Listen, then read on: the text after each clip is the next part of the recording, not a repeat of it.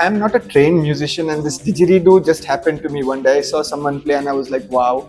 And it's been about 17 years now since I started playing this instrument. For someone listening it to the first time, it could be a very strong and powerful experience, such that I've had people who have said they were not in their body for some time. I have had people who have broken down and told me their whole life story without me asking. I have had people literally come and fall at my leg and I'm like, don't do this. I am trying to figure out how we can use our Indian musical syllabus that we have and somehow find a connection between Australia and India, because I think this instrument is believed to be almost 60,000 years old. So I think there is some connection between India and Australia that is 60,000 years old. We actually did, like, there's a shoot going on and there is leopard poop beside me. Oh my god. We are hearing bears from another cave. How hard is it for you to take your instrument around? See, to be honest, just the didgeridoo by itself is not very heavy, but it's a big instrument, so carrying it can be inconvenient. Flights and all are a nightmare, but what I do is I try to make myself future-proof by having my casing and all my thing in place. I don't mind if I spend money on that case, even if the case costs more than the instrument, because the instrument is irreplaceable. Hello and welcome to the Sairaj Kamath Show, where we have in-depth conversations with amazing musicians and uncover the incredible stories behind their music. My guest for today is a man who is helping to bridge the gap between two seemingly disparate cultures through one musical instrument. He calls himself the Two-Eyed Wizard, but his real name is Brandon Colaco. Many years ago, Brandon was a corporate employee just like the rest of us, but his life permanently changed when he was introduced to the didgeridoo, an ancient musical instrument deeply rooted in the culture of Australia's Aboriginal community. After that, Brandon quit his job and not only decided to devote his life to mastering the instrument, but to also introduce it to more Indians and possibly strengthen the connection between India and Australia by adding his own Indian twist to playing this quintessentially Australian instrument. Following the release of his latest bouncy single Jump Jump, Brandon sat down with me in the beautiful Beru Art and Cultural Space in Bangalore to talk about a whole host of topics, including his musical journey, his deeply spiritual connection to the didgeridoo, and the surprising places where it has taken him, along with the more interesting concerns of cultural appropriation that could possibly come from a non-Australian playing a quintessentially Aboriginal Australian instrument. We dive into some interesting stuff here, and I would love to know your thoughts on the same. And if you like this conversation, then please be sure to like, share, comment, subscribe, press the hype button if you're on YouTube mobile, and if you're listening to this on a platform other than YouTube, then follow and rate the podcast on whichever platform you're listening to. I promise every little bit helps. So, without further ado, here's me with Brandon Colaco. Brandon, welcome to the show. Thank you so much for giving me your time and energy today. How are you doing? First class. It's been amazing. This Bangalore's weather, the rain, it's also nice, and I'm super excited with the latest release. And it's a lot of work, but yeah, it's a learning for me, and it's exciting every day to wake up in the morning and get to work. Yeah, exactly. For those of you who don't know, we had to wait for a while before we started because it was raining so much. And we're actually in a beautiful space called the Beru Art and Cultural Space in Bangalore, where you actually had the release of the music video for your... Yeah, not just the release, we also shot the music in this place. So it's a very small team who worked towards making this video possible, and it's like it's a heart project, I can say. So everyone stayed up late night, did very rudimentary things like stitching and very basic things, and we converted the space where we are sitting right now into the most beautiful magical space. The reason was we wanted the kids to feel like they are in some other place and be themselves, so we could get that in the video. And when the kids walked inside, they were like, wow, we have come to a haunted house and there is a ghost here tonight and all that. And then I entered the set and they all started crying. So then I had to remove my hat and they were like, okay, this guy is not scary. Oh, so a part of the music video I was actually shot. Yeah, we had two main locations to shoot the video. This is one, and another one is a beautiful cave in Hampi. Wow. And we picked Hampi because somehow I thought I have been to a few places across this globe and I've never seen anything like Hampi. It's very beautiful and it's just in our backyard. And I thought it's ancient, just like the didgeridoo. No, it also goes back a long time. It has very old history.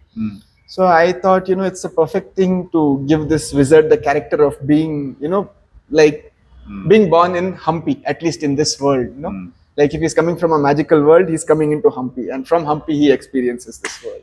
Yeah, and your wardrobe and your makeup was something else also. I almost went blind at like certain points in the video. You were wearing so much sparkly stuff. Yeah. But it really matched your vibe, I have to say. Yeah, it was quite a challenge because luckily, by the grace of God, of late, I've had this chance to work with some people in the fashion industry, and I'm very inspired seeing the way they think and the way they work, the way they produce things. And there is a fashion designer called Asim Kapoor who is very inspiring. Him and his wife Pooja, both of them. Like I work with them every now and then, and it's very good to see the way they look at fashion and aesthetics. Yeah, you actually played your instrument during his showcase for Lakme Fashion Week, Lakme right? In 2025. And it was so well received. It was just a cello and a didgeridoo, and the whole space transformed for the next 15 minutes. So I think we meet people in life who inspire us to do things we are not good at. So what I did is I have a friend called Pavitra who runs a company called Shan Sports. She makes sportswear. Right. For cricket teams in India and outside India also. And she said, you come to Commercial Street, we'll figure it out. We went to Sri Rampura, we bought material, we came back, I found a tailor. He was very sweet, his name is Salaluddin. He was in Shivaji Nagar, and his office changed 2 or 3 times over the course of stitching my costume. But yeah, once we got the costume, then I was scared of how to wear this and go in public because I am not an actor, I'm a musician. But yeah, everything worked perfectly. And the highlight, I think, of the costume was when we shot the video in Hampi, we actually walked into the cave. And if you can understand the cave, there is like a light at 12 o'clock in the night, light comes from the top and it's like a pin spotlight. And when this fell on my costume, it lit up the whole cave. And every time I move, all that lights move in the cave. And we just felt blessed, man. We said like, wow, everything is working perfectly. Yeah, so there was only like a certain spot in the cave that you had to sit in to make it look like just right.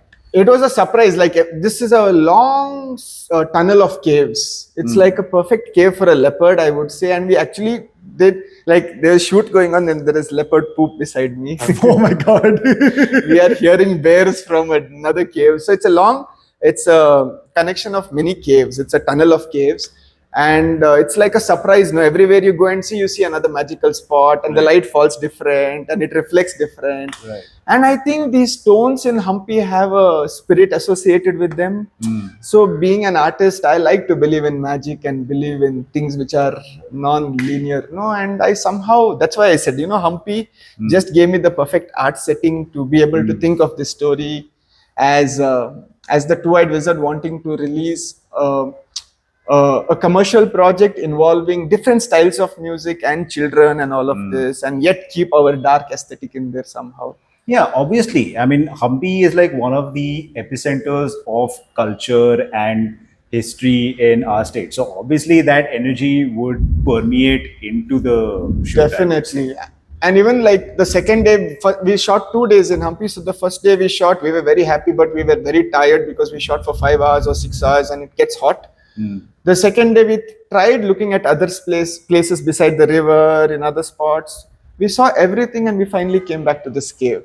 And there was a small garden lizard waiting for us at the cave on both the days when we entered. So it was like a friend saying, come, you can sit and do your shoot. It's like a Dwarapalaka to the cave. So we have this guy also, we have captured him also. And it's somehow, like I said, I love nature.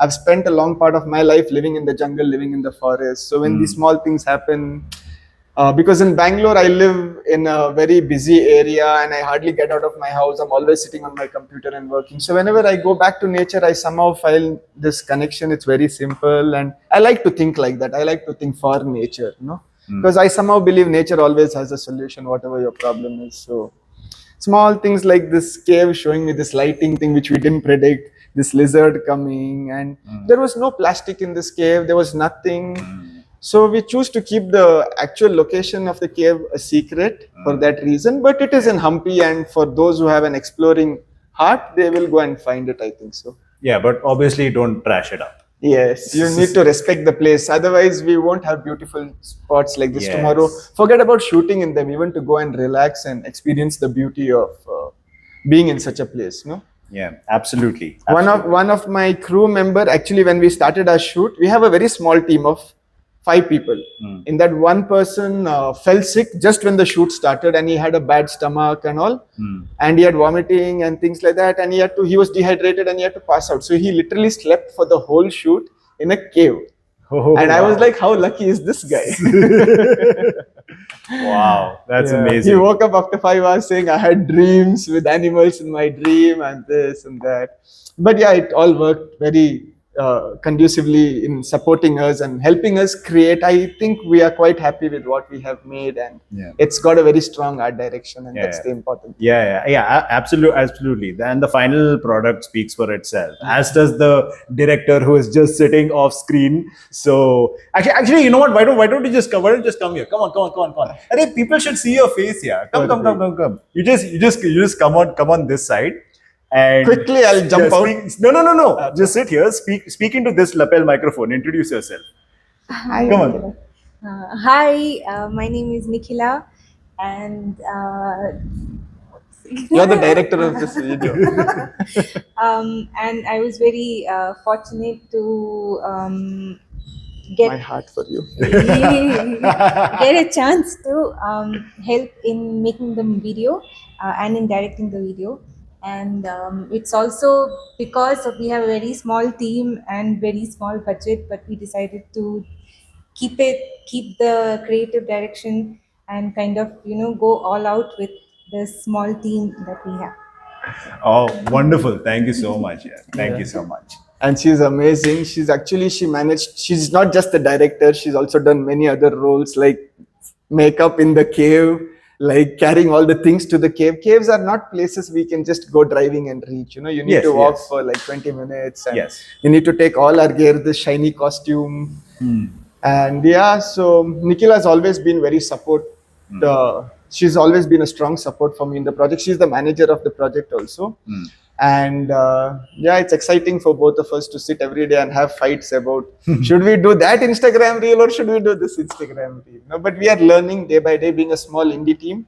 I think we are growing, and I think it's nice. It's a very exciting journey. Some days I'm very sad and depressed, and some days I'm so happy that I could just like forget about the world. So That's just how it is. But it leads to great works of art. thank you so much. Yeah. But tell me a little bit about the actual song itself, because I mean, even though it is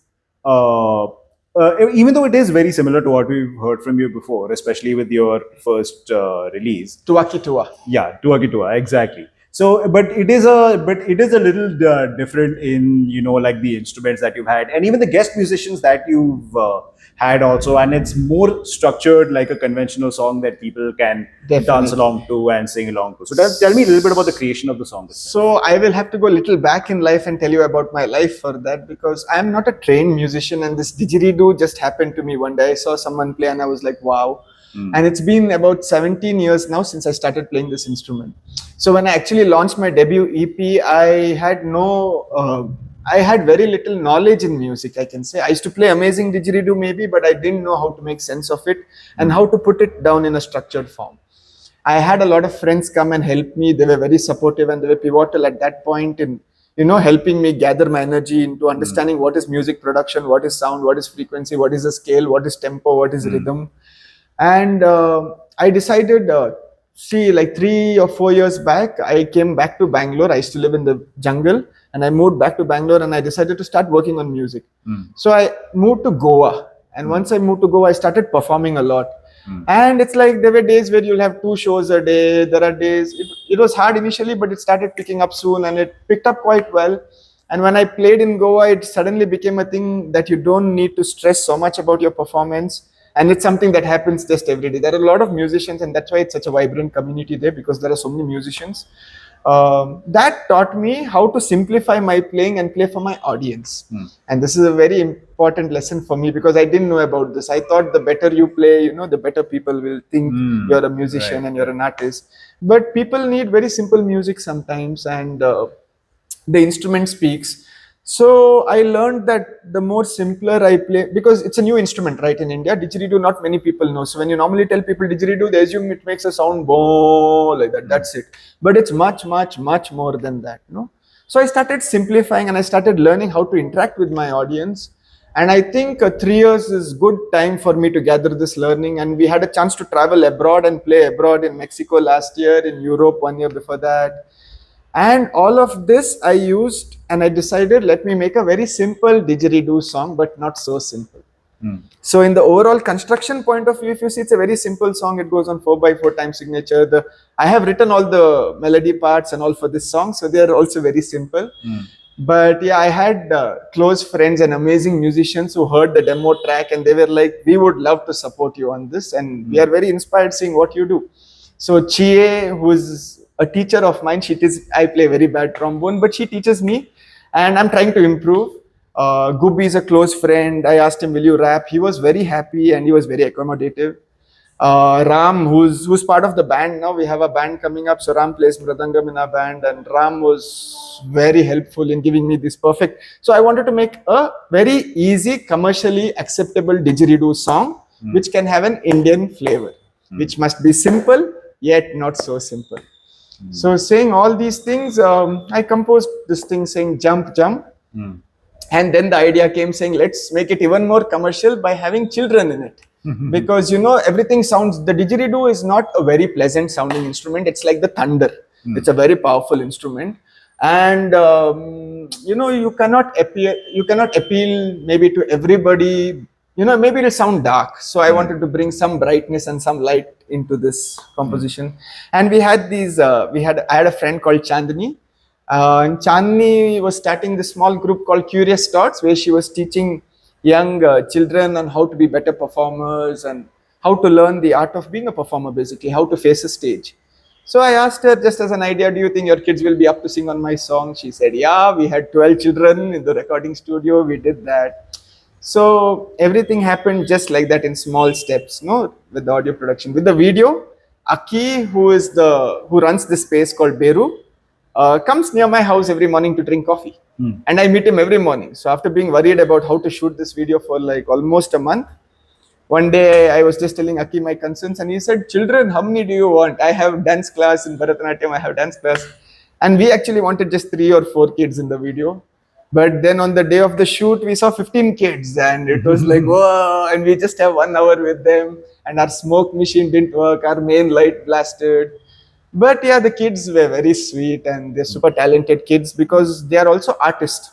They do that every day, and that is something we respect. So I think it was amazing, like all of these things coming together, helping me make my first commercially acceptable product. Wonderful, wonderful. And I hope it leads to more frontiers going forward. Yes, I have started thinking like that now because I understand as a musician, it's great, you play amazing didgeridoo, you make wonderful music. But why are you making music? Everyone has a different reason. And I'm not saying it's a right reason or a wrong reason, but I think everyone has the freedom to have their own reason for making music. So for me, I don't know why I never thought I'll be a didgeridoo player in my life, but somehow I want to make didgeridoo a more accepted instrument in my country, at least where I'm staying. I am a very contemporary player. I don't play traditional style. And I have full respect for the custodians of this beautiful instrument and its ancient history. I will talk to you about that in another question maybe. But yeah, respecting their culture, respecting their style of playing and giving that due credit. I am trying to figure out how we can use our Indian musical syllabus that we have and somehow find a connection between Australia and India, because I think this instrument is believed to be almost 60,000 years old.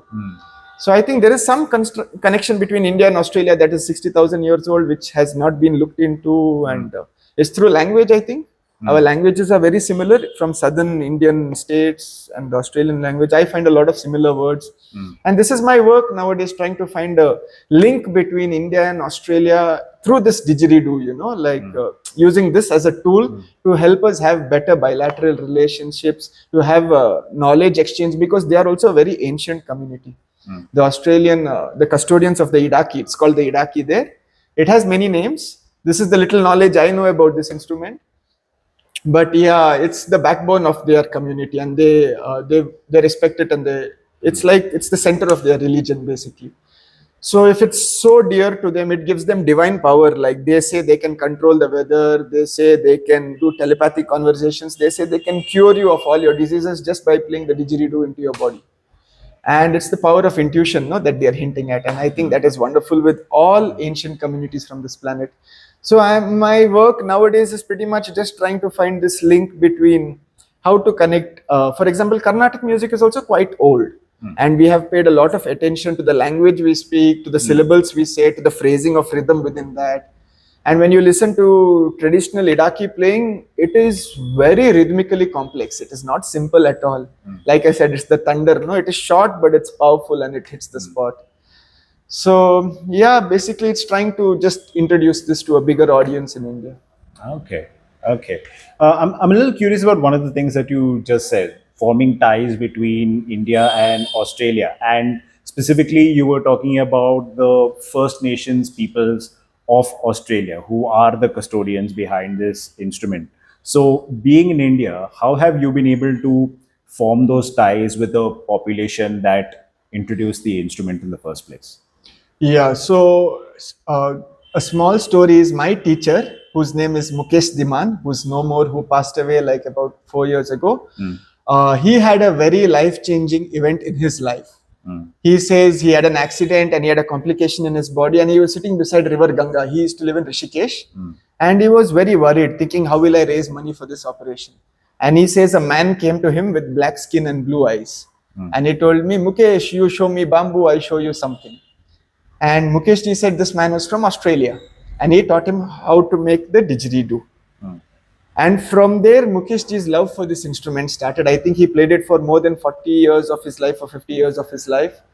And when I met him, it was so inspiring to hear all his stories. And he had a traditional didgeridoo with him in his workshop, gifted to him by his friend from Australia many, many years back. And it's only his instrument. Nobody touches that. Nobody plays that. So since Mukesh ji helped lay this foundation down for me in a very nice way, being respectful to all communities, I have been very careful about what I do all these years and how I communicate what I'm doing to people, because I would not like to be misinterpreted. It's very easy for people to say, hey, you are the best didgeridoo player, and you can get carried away. But I am not the best didgeridoo player, and I'm just another human being. There are many, and they're all very different. Everyone's style is very different, no? So because Mukesh ji taught me this and inspired me like to take on this instrument, I tried going to national TV last year and putting this instrument out to people on national TV. I even won the show, the music reality show last year on Doordarshan. It's called Symphony of India. Yes, Symphony of India, Bharat Ki Goonj, right? Yeah. Right. So we were and it was funny. I was like, what will I even do on this show? But then I was there for the next 45 days, and one of the winners, I got to play at very big stages for important people in our country, at least, or well-known public figures. Then I got invited to play for India-Australia Business and Community Alliance Awards at the High Commissioner of Australia's house in New Delhi last year. And the High Commissioner himself introduced me, saying India is one of India's finest didgeridoo players. And I played for them again in Mumbai. And this year they have nominated me as one of the finalists for this award. And it's helping the creative economy grow in the bilateral relations. No? It's helping strengthen that, and I'm very excited about it. I'm trying to figure out how to get myself there and make this possible. But yeah, see, I'm just trying to get the government involved in my work so that it has due credit and it has backing. And I believe we are the government. I believe we are how much we voice our opinion is exactly what happens in the society. If you don't talk, it doesn't. Nobody hears you, no? So since 2 years, I'm on a mission now trying to reach more government bodies. Also, I'm not saying I don't reach private organizations, but more trying to get the support of the Indian and the Australian government to look into this, saying didgeridoo, yes, a wonderful instrument that needs to be celebrated worldwide. And the custodians of this need due credit for this amazing invention which they made 60,000 years or maybe beyond that, no? And I feel that is missing still. Because of the way world politics is. And yeah, it's a big challenge, but one step at a time is what I'm trying, and it's going slowly forward. I think it's in the right way. So what has happened recently for me is I've been learning Colaco, which is the language of rhythm. So like even when I'm speaking to you now, there's a rhythm. I'm either speaking in 3s or 4s. I'm either saying takita takita takita takita takita, or I'm saying takadimi takadimi takadimi takadimi. You need to figure it out. But I'm trying to use this language of rhythm to understand what are the different sounds which come out of the didgeridoo. People assume it is a simple instrument to play. You just breathe in and you do. Well, that is just one sound. But there is so much complexity in the sound it makes, in the way you can modulate the sound, in the way, you know, every action has an opposite reaction. So it works like that the minute you start getting good at your playing.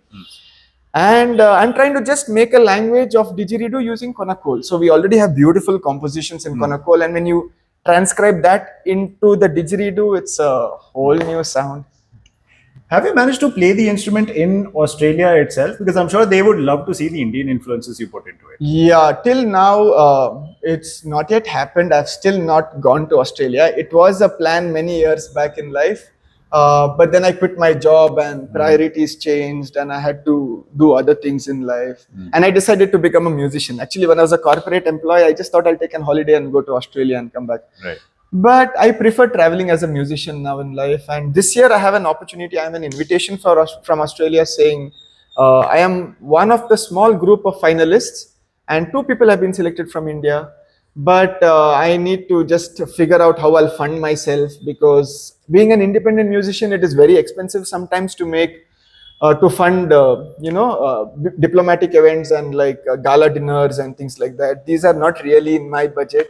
And I'm just being frank about it, because as an artist I've chosen to give up my corporate job and pursue this passion, pursue the whole point of making art for people on this planet.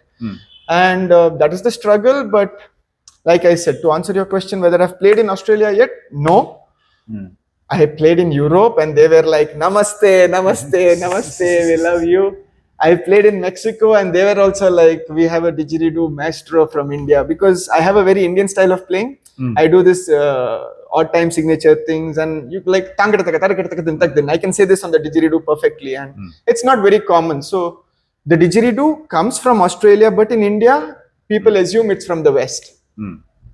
Because it's come, maybe with the hippie culture and maybe with psytrance and all this, but it's actually it belongs to the East, not to the West.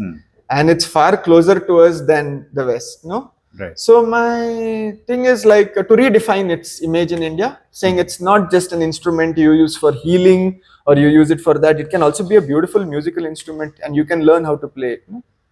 And I think it's important for musicians to experiment like this. And that's how we can divide these boundaries between nations and somehow let music at least go beyond that. Wonderful, wonderful. And speaking of breaking down the boundaries between nations, tell us a little more about those performances in where exactly? Mexico and France, Portugal, Spain. France, Portugal, and Spain. Tell me a little bit about those performances. So we got invited to play in France by this beautiful festival called Tribal Elec. It was a dream to perform in this festival. And the crowd was so receptive. Like there was a small kitchen. We reached 2 days before the festival, and it was my first time in Europe, and my luggage didn't arrive, so I was a bit worried. Okay. It's a nightmare, this airline again. And the festival people were so accommodative. They gave me their clothes literally. They took me shopping for all essentials, and they treated me like a house member. And after my first performance, I had one person who was responsible for my well-being, being a foreign country, his name was Christian. He was a wonderful gentleman. Christian took me straight backstage. Like the crowd was screaming and I wanted to actually interact with the crowd and then after the show. But Christian took me the complete opposite direction to the kitchen. He made me sit down. He poured me a glass of wine, 4 types of cheese on my plate and some 2 pieces of bread. And they said, you must become French and eat like a Frenchman now. So it was wonderful. It was and I stayed with all the musicians in their house. I didn't stay in an Airbnb. So they were very warm. I went to Spain from there. We did a couple of performances in Spain. They were also so well received. Those guys love rhythm. And like even Mexico is like that. Like Spanish in general have a very tight sense of rhythm. And for them, it's something new, when we bring across this. They have seen didgeridoo, but they have never heard didgeridoo being played like on Colaco compositions and things. Right. And then I played in another festival, which was like a dream festival for me in Portugal. It's called FAT Festival, FATT. And a lot of my didgeridoo inspirations play in this festival. So when I opened the festival, so when I actually went on stage, I saw all the big didgeridoo players in the audience and I was like, oh my God. But my performance was spectacular and the audience was so beautiful. They were very warm and very welcoming. And I couldn't have asked for a better show. So it's been quite nice when, actually, to be frank, the further away I go from home, the more receptive my music becomes. Okay. So surprisingly, this year I'm working more in Delhi, and I'm working more in other parts of India, and it's nice. It's nice to travel the planet and play music. And that's the idea, basically, for me to also quit my job and not travel like a corporate person, and maybe not travel like somebody who's a consumer. No, like you see a lot of people traveling like consumers. They go consume, consume, consume, consume, consume. But when we travel as a musician, we don't travel like that. We rather become guests, and people host us in their house, and you develop personal relationships. And I think that's the most beautiful thing about life, right? Yeah, it's kind of like hailing back to the traditional to the tradition of minstrels, where you would literally have these like people with like small guitars going around and singing songs, and then they would be invited to like a Definitely. bar or a house to Yeah. like entertain the patrons with songs, and the patrons would give them coins. It's kind of And, like and that it's tradition. not a big deal. It's okay. It's fine. Like, your job is to play music for people and make them happy. Exactly. But in India, it's different now. I think it's very competitive, especially in today's time with Instagram and with all of this. When I was a kid, it was tough to get access to music you wanted to hear. Like, I dreamt about listening to Pantera for 2 years before I actually listened to Pantera. I asked my auntie in the Gulf or somewhere to get me one cassette of Pantera, and that's when I heard Pantera. If you bought cassettes in India many years back, if you bought Slipknot and if you bought Slayer and all of these cassettes, you would notice half of the songs are not there. And we grew up listening to only half songs, but today you have Spotify and you have everything at a click of a button. You have access to the whole discography of that guy. And even if all his music is not there, people assume that's his discography.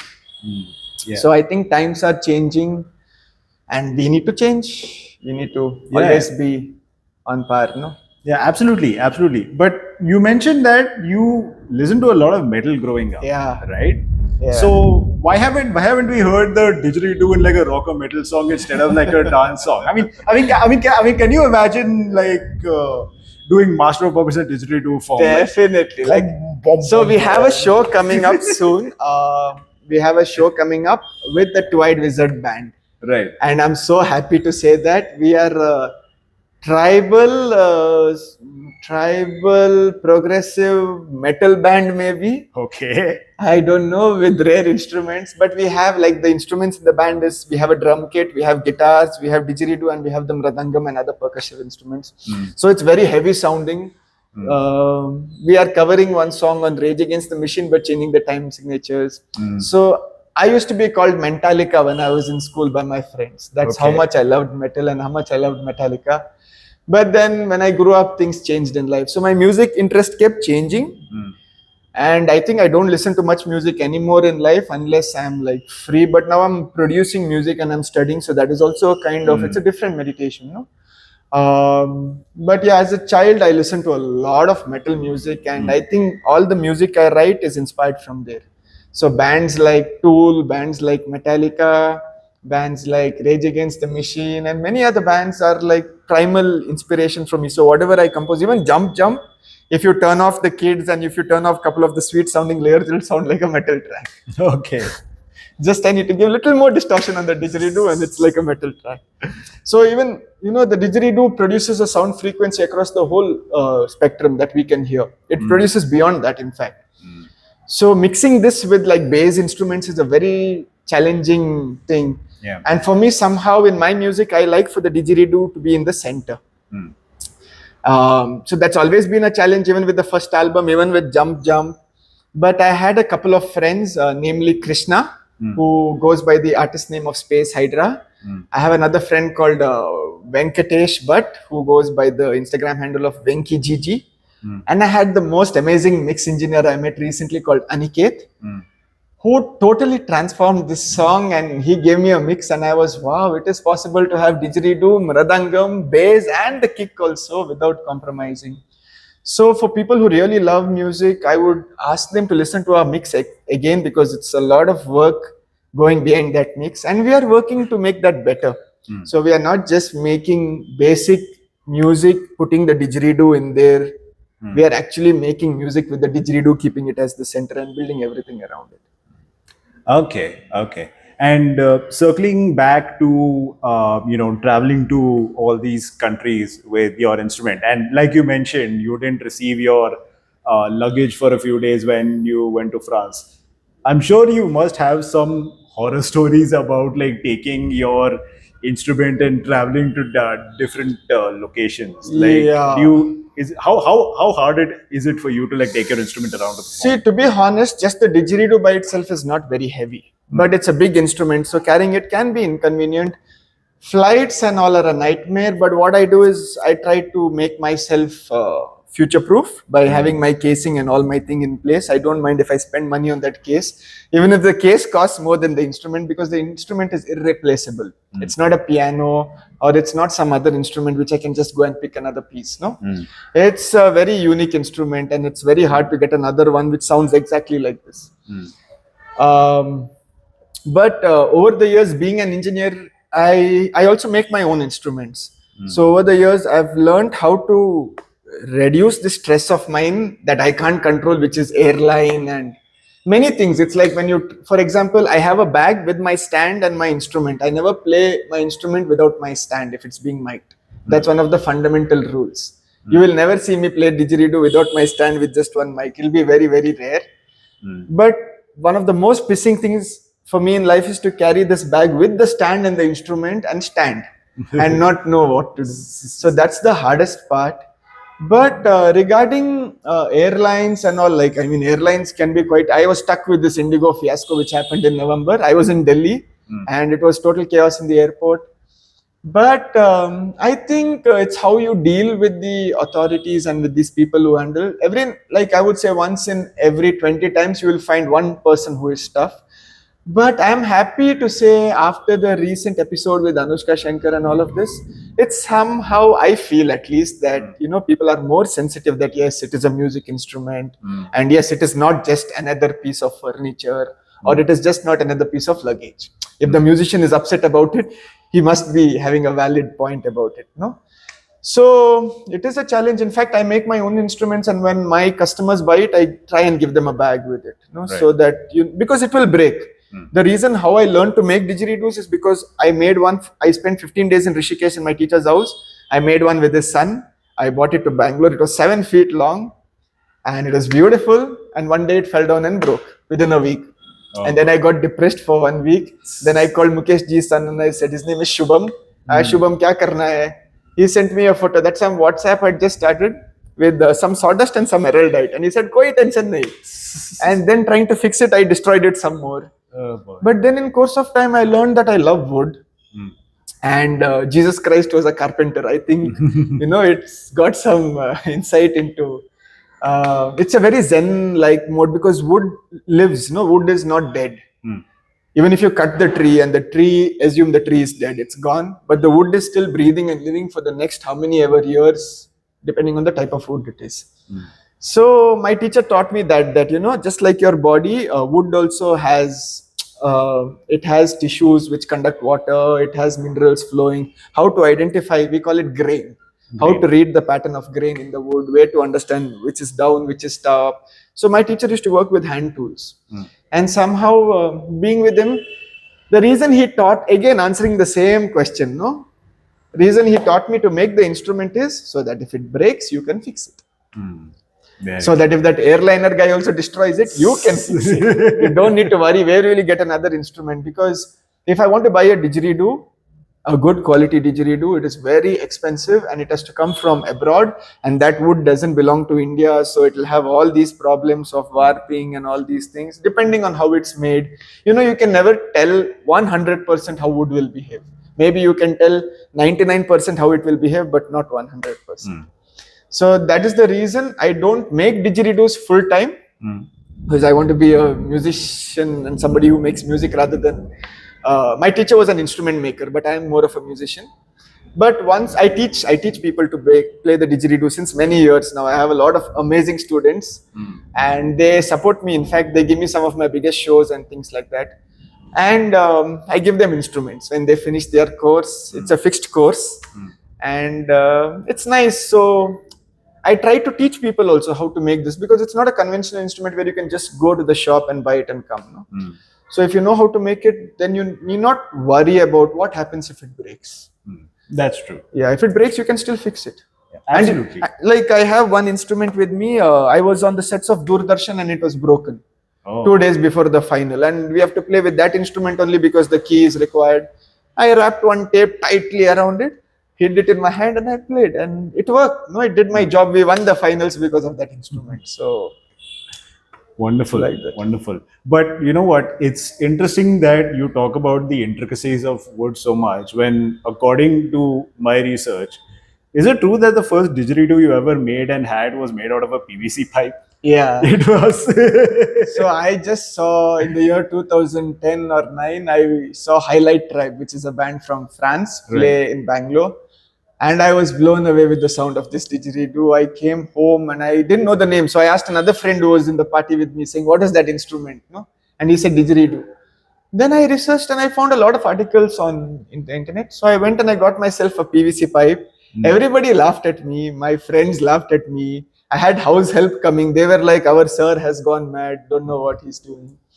And all of this. Then I got a very close friend called Gopal, gave me a didgeridoo made from bamboo. Then he gave me another didgeridoo made from agave. And he told me about Mukeshji, saying the OG didgeridoo maker is in Rishikesh. So that's when I started planning. And I think in the year 2011, I went to Rishikesh. But it's not a bad thing to have a PVC instrument. I mean, didgeridoo itself is a Western name. Right. It's not the real instrument's name. Yeah. So it's a funny story that when you play traditional style, one of the first words they teach you is called vidju. This is what I've heard, vidju. And when you play it like fast, it actually starts sounding like didgeridoo, didgeridoo, didgeridoo, didgeridoo. So when the European man reached Australia and he heard this sound, he named it didgeridoo. So okay. it's relatively a very new name. Right. But when people approach me saying we want to learn, how do we get this instrument? So I ask them to just take a simple PVC pipe, take a reducer, which you get in your hardware store, and just take some beeswax and just make it. Like it's at least, see, this instrument requires you to have super control over your breath. I believe I'm a master of breath work. I don't need any certification from anybody. I can rather give anybody certification in breath work because the whole instrument's fundamental is breath. We do something called circular breathing, which is one part of playing the instrument. But then if I tell you I'm powering my breath from here, I'm powering my breath from here, I'm powering my breath from here, from my lips. It's a lot of different things. I breathe in odd time signatures. Right. I do divisions in odd time signatures with my breath. Right. Nobody will need to breathe in 1, 2, 3, 1, 2, 3, 4, 1, 2, 3, 1, 2, 3. You don't need to.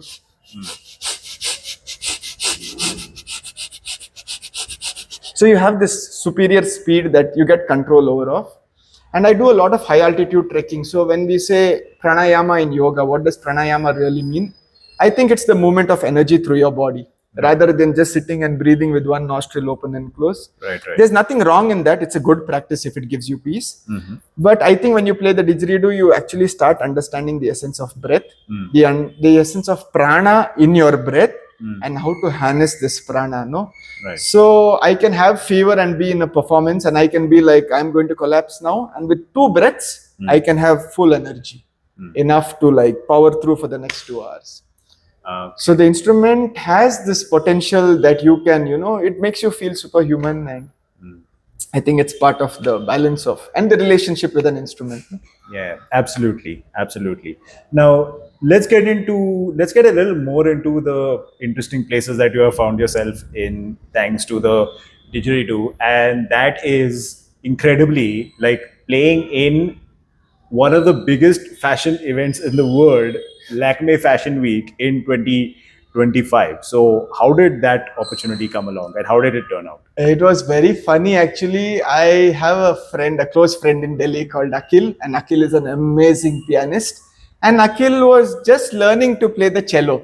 So one day I was staying with Akhil when I actually went for one of my performances to Delhi. I was staying with Akhil, and he was like, "Chalo na Brandy bhai, ek video banate." So we made like what we thought the worst video on the planet that time, with very bad didgeridoo and cello, and like we have the worst face early morning. And the funny thing is, after 2 days, I got a call from Asim Kapoor, who's a very well respected and a very well known designer in India.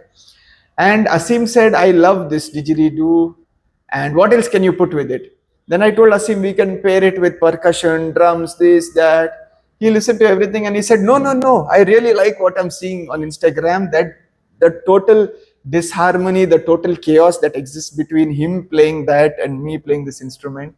He said, I want you guys to do the same thing. So Akhil, being an amazing composer and an amazing pianist, Akhil somehow sat and wrote parts for him which were musically profound, but he could play it well, with the cello, with his existing technique. And my job was just to support him, basically being the foundation based instrument. In the fashion show, it was my first fashion show, so I never knew what tech runs and how they look, but I've been involved with some TV film work before, so I had an idea. But being fashion, here they actually make you look very good. Obviously, they have to. Yeah, they have to. And like it was all curated. There was supposed to be a video playing. There was supposed to be lights. And all this is based on our music tempo. And we are playing without in-ears. Oh boy. So it's a very easy chance for us to play faster and all of this to go off lag. And we can't even see the video because we are looking at the audience and out the ramp. But like I said, once we started playing, it was a very, very intimate, very special. The entire place was absolutely pin drop quiet. The models felt like some goddesses and gods from other planets walking. And it was, I somehow believe audio visual requires both parts to work well. So, and I think Asim was the key person behind, looking at me and looking at Akhil and looking at his collection and putting all of this together. So it was one of the nicest experiences for me to be part of Asim's team and represent him for Lakme Fashion Week India. And it was a great experience. After that, we have done a couple of more events in the fashion industry. And I think this was my favorite, Lakme Fashion Week India 2025 was very nice. Like, I heard people still talk about it in Delhi and it's still being spoken about in the circles. Wonderful, wonderful. How do the models react to the instrument? Did they see it?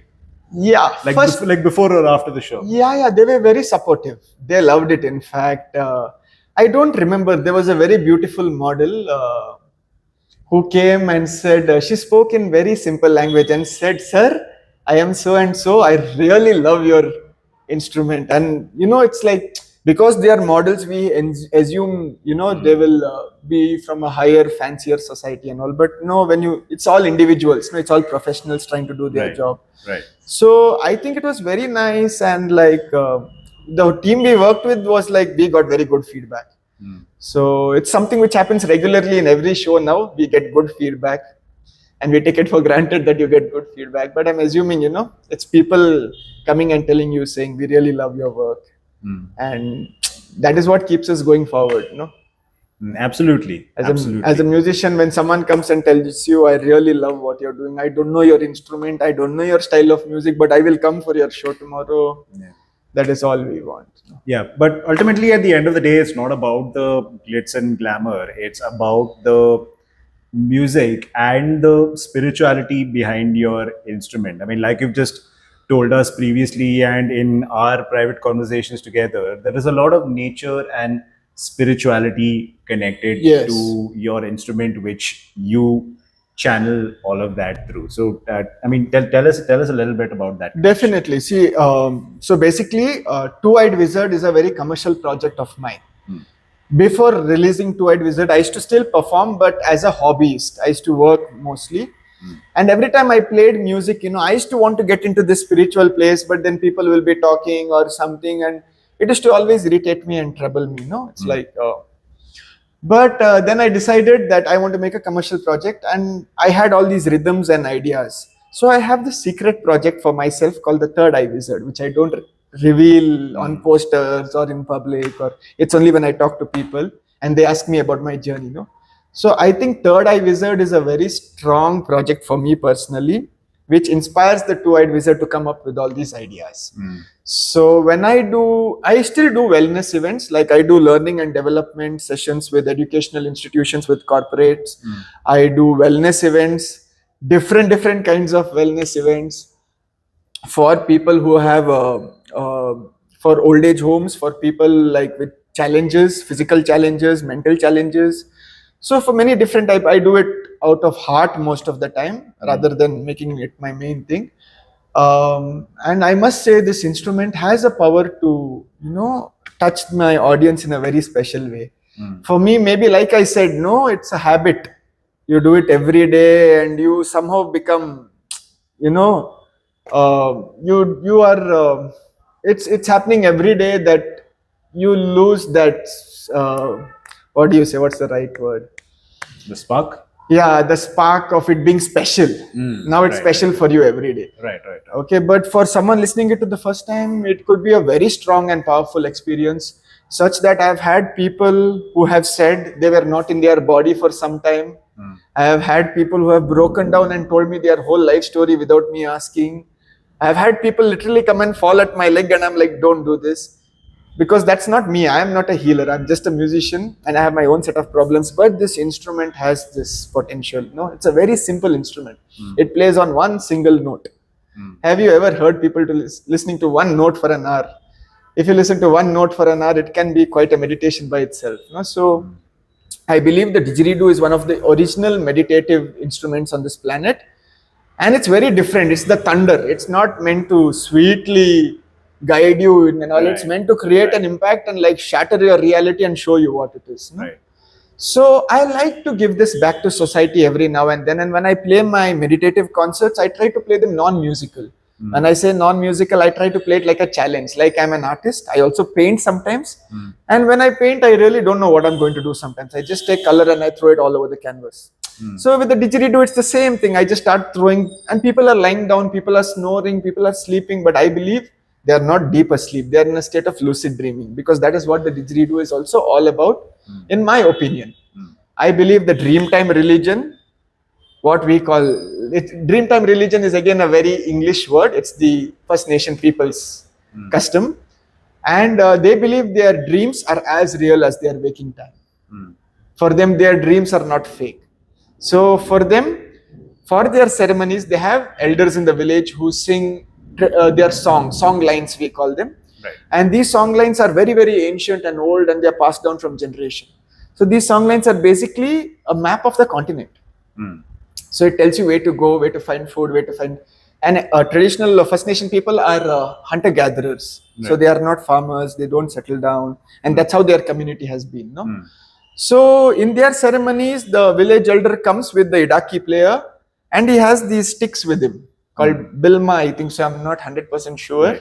But he claps these sticks and these sticks are like the timekeeper. Tak, tak, tak, tak, he claps the sticks and then the idaki player starts playing. Then the whole clan goes into dream time. Wow. And that's where they talk to each other through telepathic conversations. It's amazing. There's a documentary called Idaki, the Art That Heals. Right. It's made by the Custodians family, and I think I always ask people to watch it because it's first-hand information and it's better than me. It sounds dramatized when I say it. Yeah, absolutely. And I do respect the fact that you make it clear, like, hey, I am not an expert in this instrument. Even though I play it, it doesn't belong to me. It belongs to the First Nations people who invented it. And I'd like to segue this into my next question, which I'm very fascinated to know about from people who play like foreign instruments or make foreign foods and stuff like that. With just the way that commerce and capitalism works, there is always the concern of cultural appropriation, where you take something from some other culture and you reproduce it and for the market so many times that it loses its connection to the custodian. Definitely. So have you ever been concerned about that while playing the instrument? Definitely. It is a very big concern for me. Like, that's why I make it a point to repeatedly saying, hey, I'm just somebody who loves this instrument. It came into my life. I had not dreamt I will be a didgeridoo player. And I would not like to be that person who uses this cultural appropriation for my personal advantage. That's why I try to be respectful, and I do that like an artist by not just appropriating the instrument, rather learning a thing or two about it, which is technique. This word called technique, it's a very important word. Right. And technique you develop only when you do something for a long time, and 10,000 times when you do something, you have a technique. Right. And I hope that when I finally get my chance to go to Annam Land. To go to Annam Land. I hope they like my music. They give me some support every now and then on Facebook and things like that, like people from the custodians family and all. But again, it's not a physical connect, no. But on that same note, last year I got the first invitation to play for a wedding, Okay. and it was the bride was from India, the bridegroom was Australian Aboriginal person. Oh, okay. And they were worried, saying, Indian guy playing didgeridoo, will it be fine? But the guy from Australia was very sweet. He was very nice. So anyways, even being a South Indian, for me, I really didn't know what is a Bharat. So I was sitting and they said, Bharat will come and stop. When the Bharat stops, you have to play and all. So I was just waiting. Bharat stopped. I played for like 5 minutes, something very meditative. They liked it very much. Okay, they liked it very much. And then the elder, that is the groom's father, came and said, I want you to play later on also for some time. So later on, I was playing for about half an hour, only didgeridoo, nothing else. No, you can imagine how hard my job is sometimes. You're in a wedding, you have to play didgeridoo. No, it's like, and there was a small boy from Australia. He came and he saw me play didgeridoo and he started doing their traditional dance moves. No, Right. and seeing him, his granddad came and he also started doing the traditional dance Oh, moves. shit. And then they sat down, they spoke to me, and he said, your instrument is brilliant. How did you get this? Then I told him I made it. He was very amazed. And he said, you're a very good player, very nice. So slowly, like, my relationship is building. I'm trying to do it the right way. Recently, I did a a theatre score for a company called Castle Mine Theatre Company. It's based in Melbourne. It had a very famous theatre actor from India called Dr. Arjun Raina as one of the lead roles in it. They screened about 5 shows in May and they were very well received and full houses. And the director of this theatre, this act, she called me. Her name is Kate Stones. She was very sweet. All we did is we had one conversation on the phone. She sent me an email, and it was not very happy. It was like a little sadder emotion. It was post-COVID based theatre act. And I did some work for her where I recorded the didgeridoo. I also produce. I'm an amateur producer, I can say. So I recorded the didgeridoo. I recorded some Indian instruments like morchang and some percussive instruments. And I gave her the work. And they were so happy with whatever they got out of it. No? And I think, when people like that, especially people from Australia, appreciate my work, it makes it easier and just reinforces my strength to keep doing what I'm doing. That's wonderful. Yeah. That's wonderful. And I cannot think of a much better example of the bringing together of these two cultures. Like you, South Indian musician playing a quintessentially First Nations Australian instrument, playing it at a wedding between an Indian woman and an Australian Aboriginal man. That seems like the perfect summation of what you're doing right now. Yeah. It's quite a challenge, that was. But like I said, no, every performance nowadays is a good experience. Yeah. And like just when we launched the music video for Jump Jump, so we decided not to do it as a commercial thing with tickets and all. Instead, we decided to do it as a heart project, no, as something out of love. So we did it here in the same school in Beru Space, and there were about 30 to 50 children. And the children are sitting all around me. Literally, they are sitting on the didgeridoo and they're like, play. And it was, when I played for them, it was a very different feeling for me, because the minute I make a loud sound, they get scared and they're like, ha, and it's very interactive. No, children are they absorb whatever you tell them. No, they are like sponges. Right. So it's like that. Every show has its own niche. I played for an old age home once, where I thought it was a healing concert, but halfway through the concert, the participants said, enough of healing, they want to dance and have fun. And they're old people, and I was like, sure. I made them clap, and I just played didgeridoo, and they had such a blast that they came and surrounded me on the stage for the next like half an hour. I could not get off the stage. They gave me flowers, they gave me shawls, they gave me bouquets, they gave me this, they gave me many things, man. That is personally they are giving me. So that's why I said, like, it's more than just an instrument.